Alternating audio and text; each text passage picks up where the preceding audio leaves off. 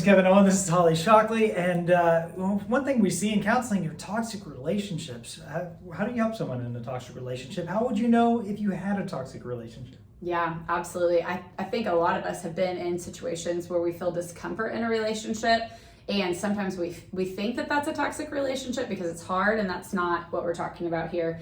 A lot of times the toxic relationships are hard to identify because of the negative reinforcement, and we feel the need to continue being in a relationship with an abusive person or a toxic person because we're getting something out of it. And I think understanding what it is we're getting from that toxic relationship is really important, but also understanding that it's hard to see that toxic relationship for what it is when you're in it. And so whether that's a family member, a boyfriend, girlfriend, or a friend, or even a boss, it's super helpful to be able to talk to somebody else who has an objective perspective. It's hard to see the forest from the trees, and so when we get in our limited view and we're kind of in that spiral of toxicity, we really do need somebody from the outside kind of processing things, helping us to understand boundaries that we can have for ourselves, and then really having the ability and the will to do those, to set those boundaries.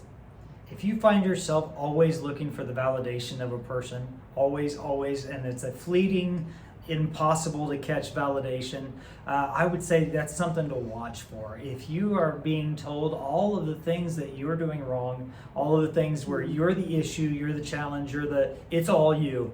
It's never all you. I'm sure you have your part in it. I'm sure you've played a role in whatever is there, but so have they. It's a relationship. There's two people.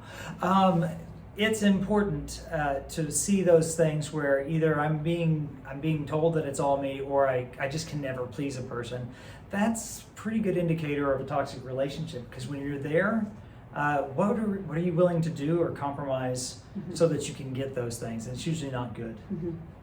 Yeah, I agree. And if you need help figuring out those boundaries or what's happening within a relationship, Kevin and I can help you out.